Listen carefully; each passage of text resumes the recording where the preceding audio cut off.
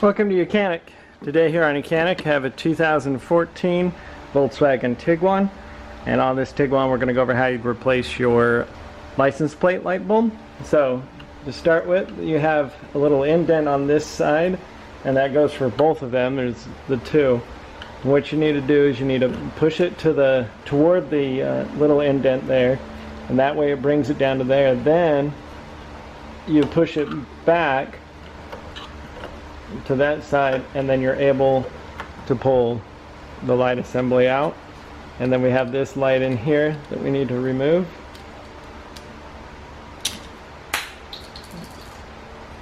And then gotta get a new one to put in it, and it's a W5W light bulb, and so we get a new one of those to put in. So we've got a new light bulb. Just line it up, press it into place, and now you'll be able to put that side in and just snap it back up in place there. And so that's how you would replace your license plate light bulb on your 2014 Tiguan. Thanks for watching YOUCANIC, where you can be the mechanic.